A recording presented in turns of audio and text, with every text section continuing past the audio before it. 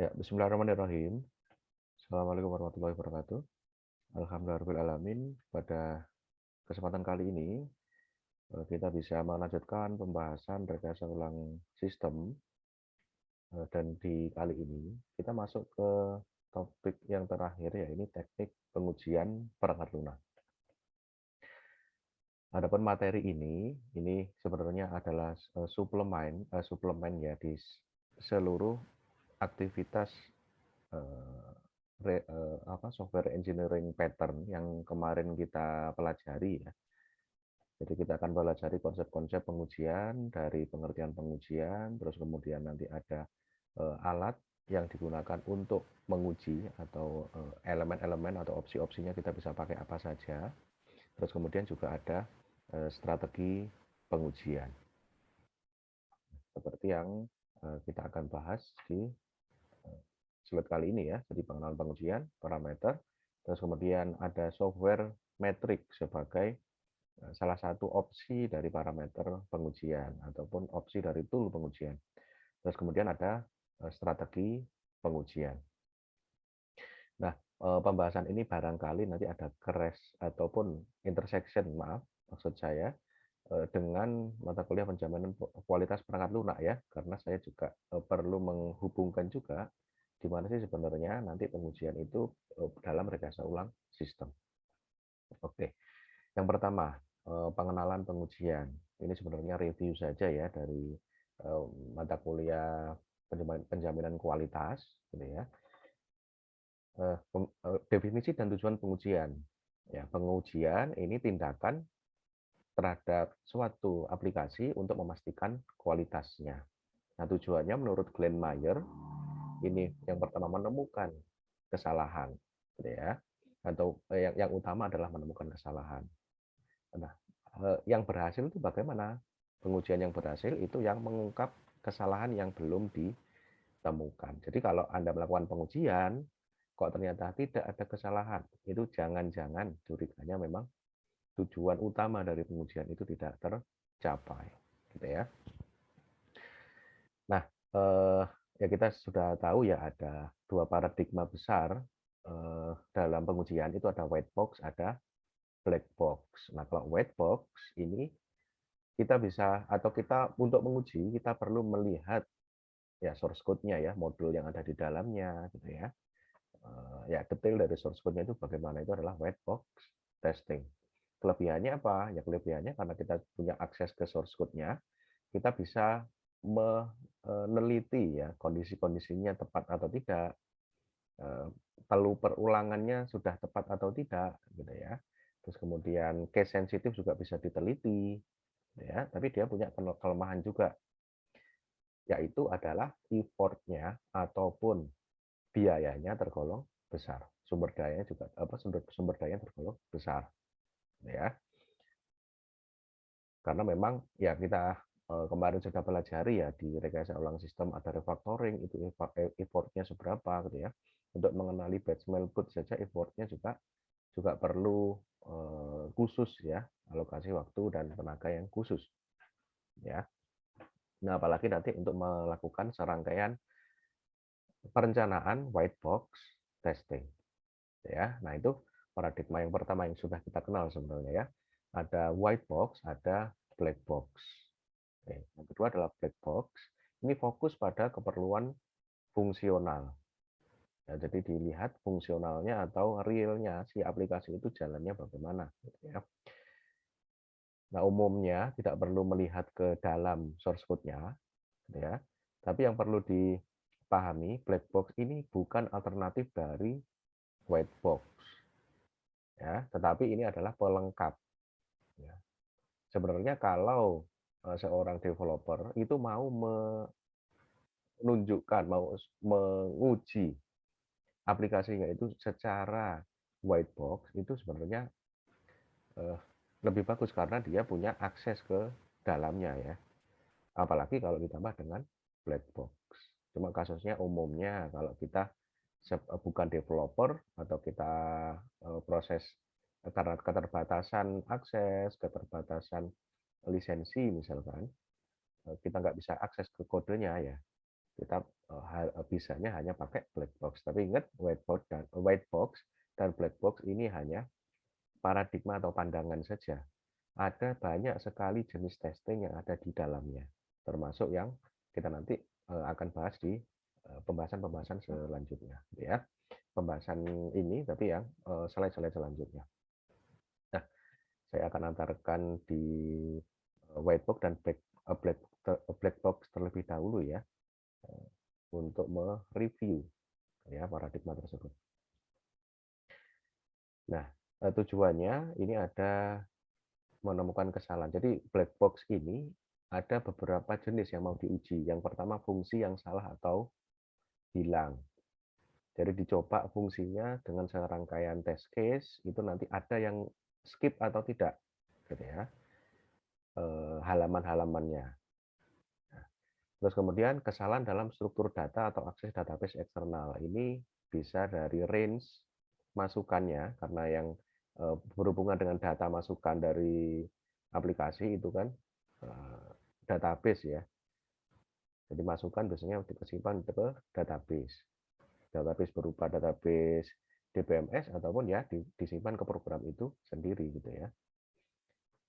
Oke, kemudian kesalahan performa ini black box testing yang model stress testing gitu ya. Security testing gitu ya. Terus kemudian kesalahan inisialisasi dan terminasi.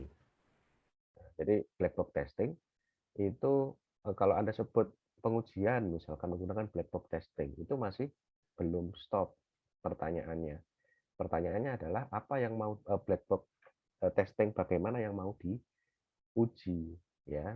Maksudnya pengujian pakai apa detailnya gitu ya. Mau nguji range masukan, mau nguji stress testing, mau nguji security atau apanya yang mau diuji ya, atau mau nguji flow-nya. Nah, apanya itu perlu disebutkan. Demikian juga dengan white box testing. White box testing itu ada macam-macam. Ya, mau diuji apanya? Kompleksitinya atau yang lain, gitu ya. Oke. Nah, jadi kita tahu bahwa white box dan black box itu hanya paradigma saja ya. Paradigma yang di dalamnya itu masih banyak sekali jenis pengujian yang yaitu dia masuk ke paradigma black box atau white box. Oke. Kemudian parameter pengujian. Parameter pengujian. Nah, kita akan tampilkan sedikit saja contoh dari sangat banyak parameter pengujian, terutama ini di white box testing dulu gitu ya. Beberapa di antara banyak ukuran untuk software testing. Yang pertama SLOC, source line of code. Ya dilihat saja barisnya program itu ada berapa. Ya untuk mengukur suatu perangkat lunak dilihat barisnya. Oh, barisnya ada sekian ribu. Oh, berarti itu dinilai berarti ya banyak atau tidak gitu ya. Ini penilaian yang tradisional. Maksudnya yang dulu awal-awal baru bisa ngitung line-nya, baru ada tool untuk menghitung line-nya berapa. Nah, itu penghitungan yang sangat tradisional. Source line of code ini ya. Kemudian yang kedua ada function point. Ini yang lebih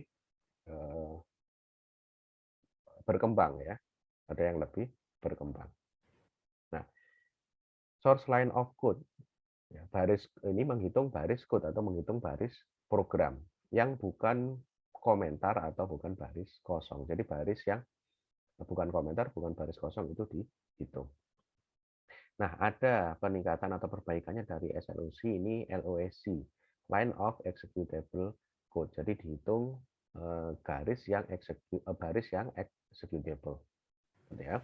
Kelebihannya mudah didefinisikan, mudah pengukurannya, ya kan? Karena tinggal melihat saja dari nomor barisnya, tinggal menghitung, ya bisa ketemu hasilnya berapa. Ya mudah digunakan untuk estimasi. Oke.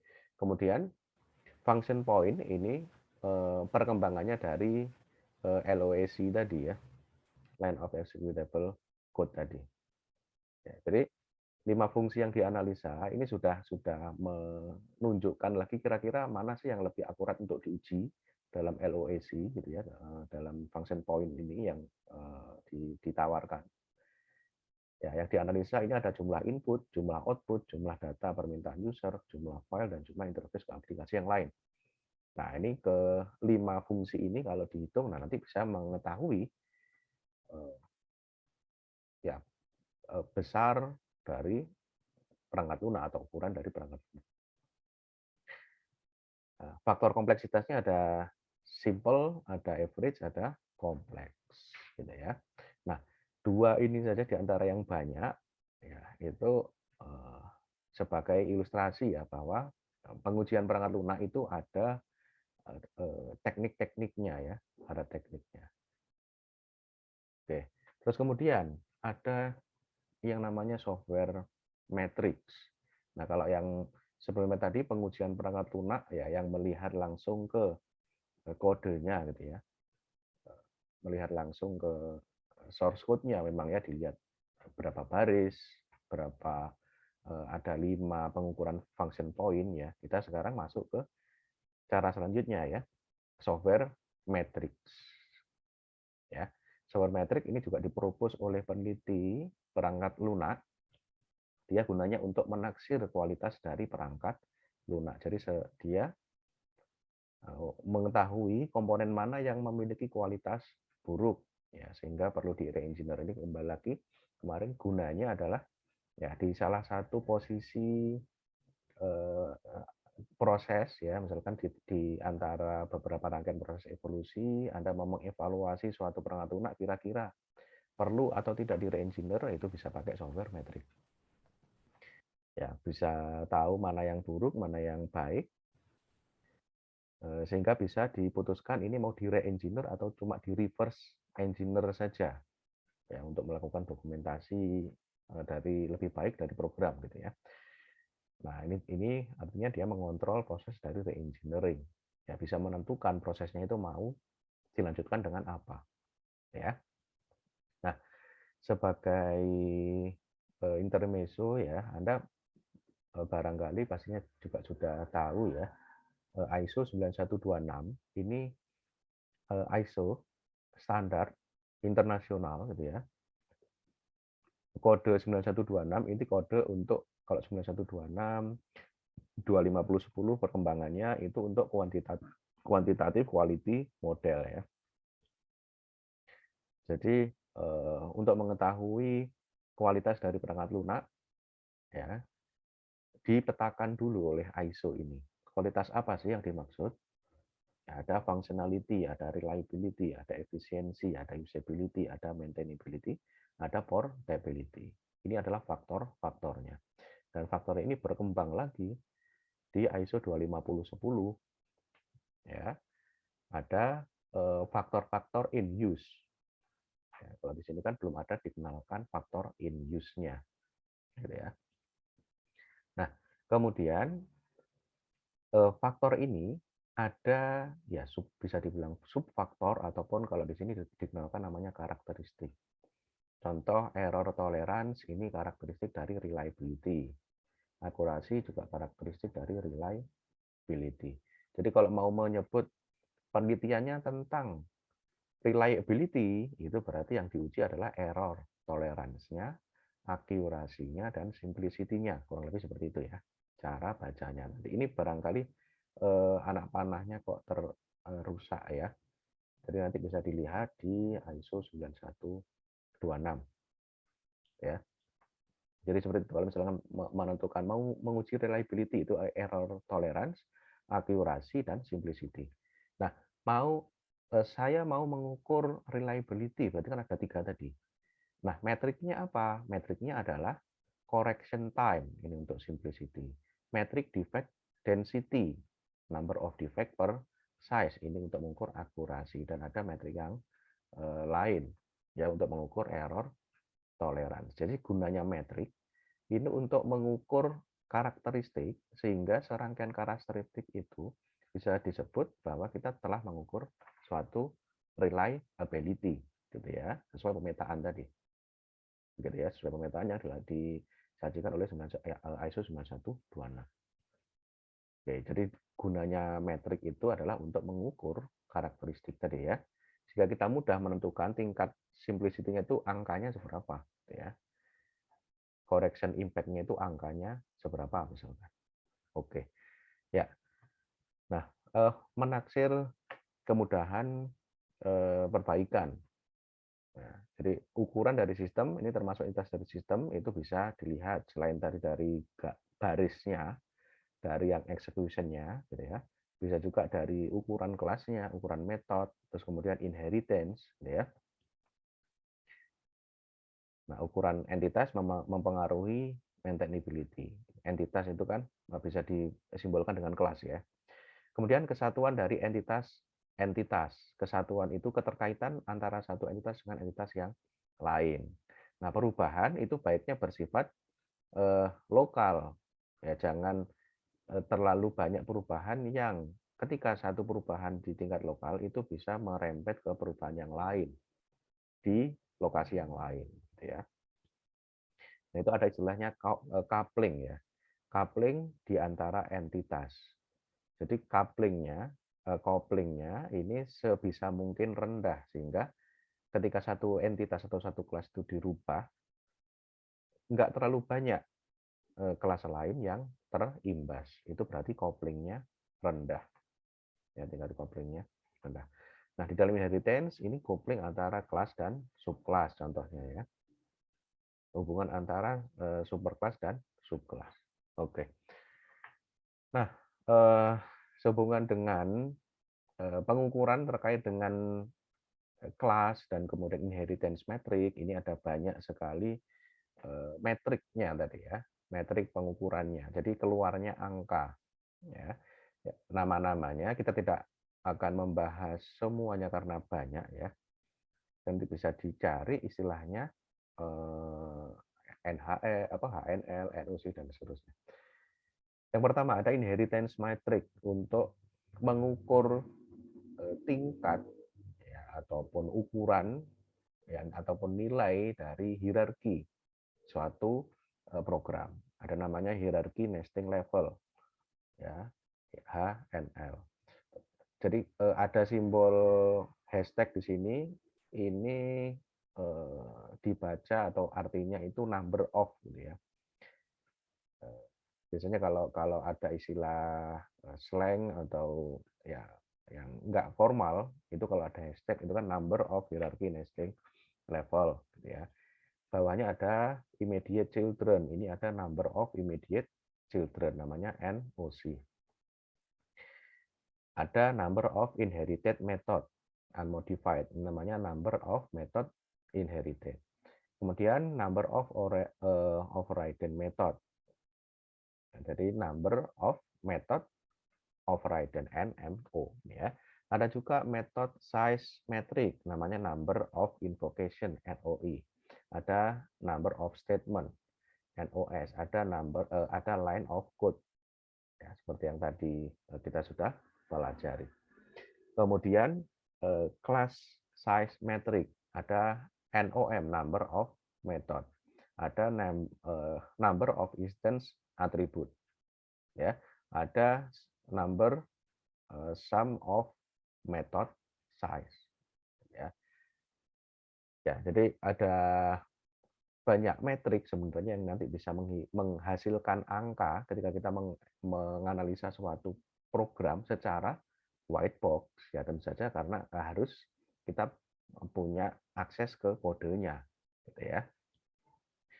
Oke, kemudian strategi pengujian perangkat lunak. Pengujian perangkat lunak ini elemen kritis dari penjaminan kualitas perangkat lunak. Tapi pengujian itu bukan satu-satunya aktivitas untuk penjaminan kualitas perangkat lunak ya. Jadi dia hanya salah satu saja dan ya, aktivitas yang cukup kritis. Ya. Pada dasarnya pengujian dapat dianggap secara psikologis ini hal yang destruktif. Ya, kita maunya ya aplikasi kalau sudah jalan ya sudah jalan aja, nggak usah dicari-cari kesalahannya gitu ya. Kalau pengujian itu kan ya pengennya aplikasinya itu ketahuan. Misalkan kalau dia dilakukan stress testing, dia down-nya itu berapa lama gitu kan ya. Atau apa yang bisa menyebabkan dia down, kan malah pengennya merusak ya, makanya disebut destruktif gitu ya. Tapi merusaknya ya memang tujuannya untuk jangan sampai rusaknya nanti rusak di dunia luar gitu ya. Yang tahu ya sebaiknya kita dulu sehingga nanti kita bisa perbaiki gitu ya. Dalam melakukan uji coba ada dua masalah penting. Yang pertama ada teknik uji coba dan ada strategi uji coba. Ya, oke. Prinsip pengujian menurut Davis ya, semua pengujian harus diterusi sampai ke persyaratan pelanggan. Ini nanti kita tahu namanya V model ya. Anda sudah tahu V model ya. Pengujian harus direncanakan lama sebelum pengujian itu dimulai. Jadi kalau Anda merencanakan misalkan requirement, terus kemudian arsitektur desain, ada detail desain, dari awal itu nanti ketika Anda merencanakan itu, bersamaan dengan itu Anda juga harus membayangkan kira-kira nanti ngujinya bagaimana, ya. Karena nanti kita akan lihat di V model itu requirement itu nanti ngujinya pakai apa, arsitektur desain ngujinya pakai apa, ya. Oke, prinsip Pareto berlaku untuk pengujian perangkat lunak. Pengujian itu sebisa mungkin menguji ke area yang kecil, tapi yang paling berimbas banyak. Artinya apa? Ya, kelas-kelas ataupun interaksi antar kelas yang paling padat itu kita uji gitu ya, supaya nanti kita bisa perbaiki di situ dan efeknya bisa banyak. Jadi kalau Pareto itu kan 20%, 20% aktivitas menghasilkan 80% efek, ya, efek keseluruhan gitu ya. Itu adalah Pareto. Pengujian harus mulai dari yang kecil dan berkembang ke pengujian yang besar. Ya, jadi kalau kalau spesifikasi kan kita mulai dari yang besar dulu. Goal-nya atau idenya apa? Nanti berjalan ke detail desain, ya desain yang paling detail atau yang kecil. Jadi yang kalau spesifikasi itu ya dari besar dulu ke yang kecil atau detail. Kalau pengujian itu dari yang kecil-kecil ke nanti yang besar terakhir. Oke, paling efektif pengujian dilakukan oleh pihak ketiga yang independen. Jadi pengujian itu ya baiknya jangan dilakukan oleh developer itu sendiri, ya dilakukan oleh pihak yang lain. Oke. Nah, seperti saya singgung di sini ada V model ya, yang barangkali juga Anda sudah tahu, sudah pelajari ya. V model ini menggambarkan ada yang sebelah kiri ke bawah ini proses dari spesifikasi atau SDLC dari requirement sampai implementasi gitu ya. Jadi requirement analysis, ada sistem desain, arsitektur desain, ada modul desain, ada coding gitu ya. Sistem desain, arsitektur desain ini bisa dilihat atau bisa dibahas sebagai ya arsitektur desain gitu ya, atau desain yang global gitu ya. Nah, modul desain ini sudah ke detail desain. Nah, tadi yang saya sebutkan proses spesifikasi itu kan dari umum ke khusus. Ya, spesifikasi umumnya apa? Ini aplikasinya bisa apa, bisa apa, bisa apa. Itu kan masih umum. Sampai ke sini itu ya detail dari modul apa saja yang perlu dibuat dan di dalam detail modul tersebut bagaimana jalannya, ya. Terus di coding. Nah, aktivitas selanjutnya setelah coding itu pengujiannya dari yang kecil, yaitu yang pertama unit testing, seluruh unit di testing. Kemudian integration testing, system testing, dan acceptance testing yang terakhir yang paling besar gitu ya. Itu tadi yang dimaksud kalau pengujian itu dimulai dari yang kecil ke yang besar. Oke. Pengujian perangkat lunak ini bisa juga disebut sebagai aktivitas verifikasi dan validasi. Verifikasi ini aktivitas menjamin penerapan perangkat lunak ini sudah sesuai sama fungsinya. Ya. Jadi sudah do the things right, gitu ya. Nah, kalau validasi ini kumpulan aktivitas menjamin bahwa perangkat lunak ini sudah dapat memenuhi keperluan pelanggan. Ya, jadi kalau kaitannya sama benar nggak aplikasinya itu sudah sesuai sama pelanggan, itu berarti aktivitas validasi. Ya, dia ada aktivitas validasi. Kalau benar nggak aplikasinya sistem itu sudah berperan menjalankan sesuai fungsi yang aslinya. Misalkan kalau requirement-nya sistem dapat membuat laporan bulanan gitu ya. Itu benar nggak? Itu sudah bisa apa fungsinya itu sudah berjalan sesuai apa yang direncanakan di awal gitu. Itu adalah verifikasi.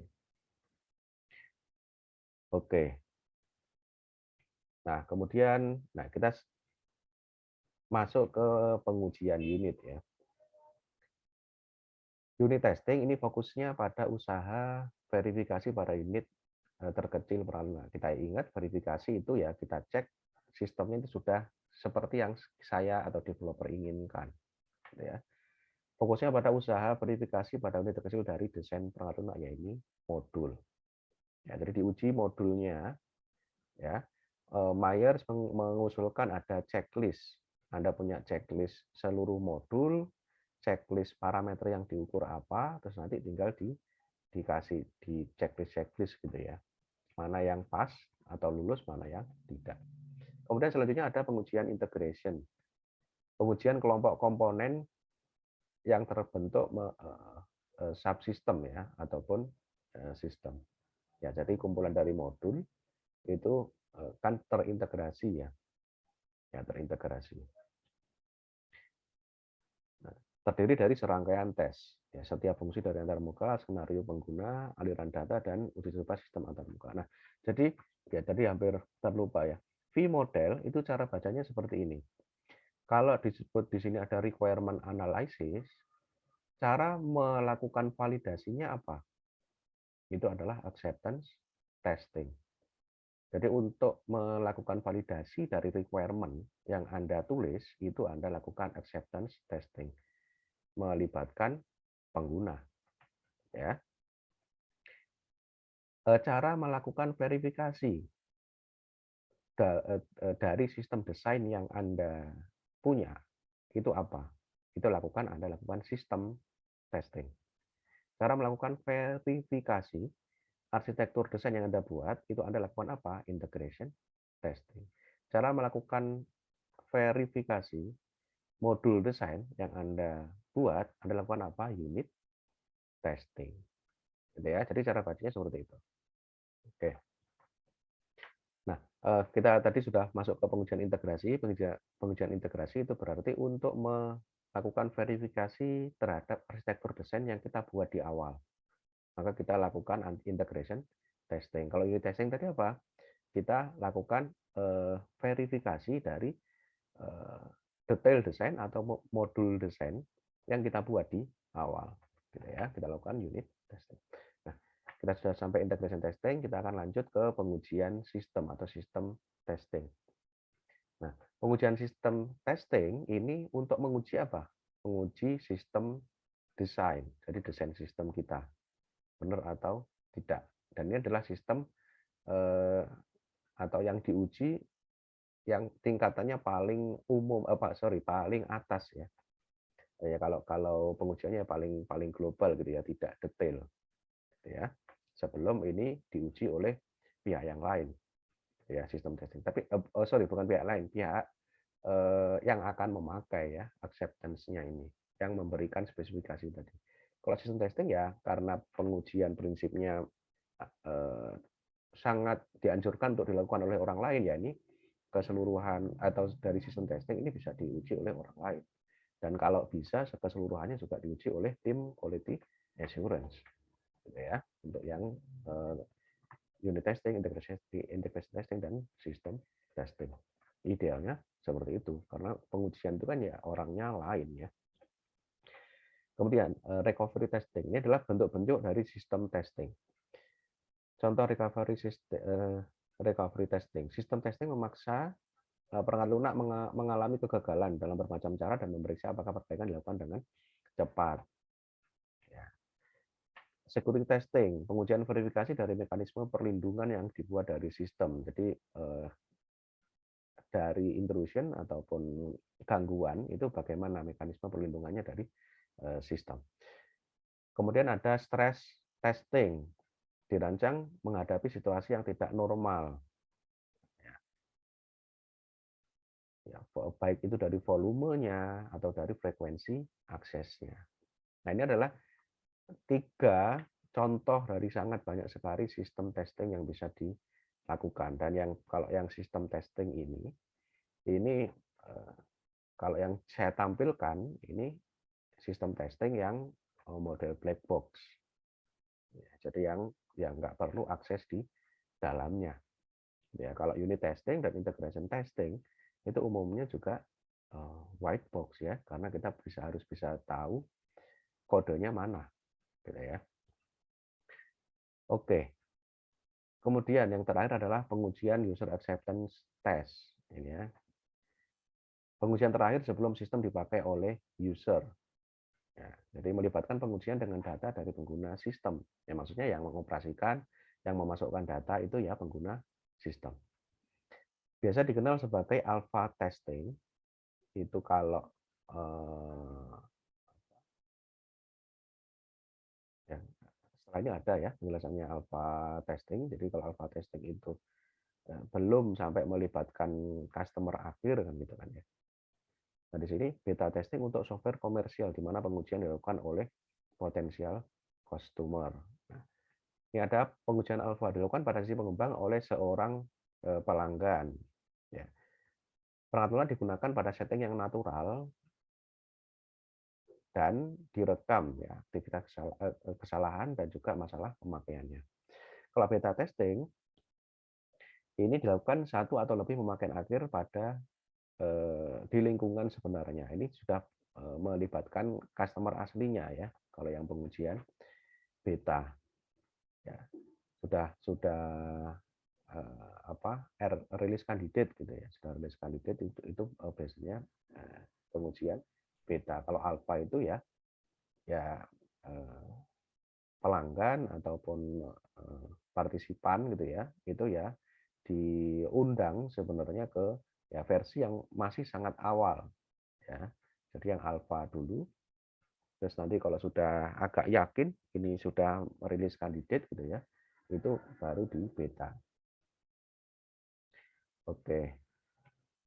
Nah, itu tadi kita sudah membahas ya bentuk-bentuk pengujian. Yang pertama ada pengenalan pengujian ya sebelum bentuk pengujian. Kemudian ada parameter pengujian, ada software metrik sebagai alternatif bagaimana caranya menguji suatu aplikasi gitu ya.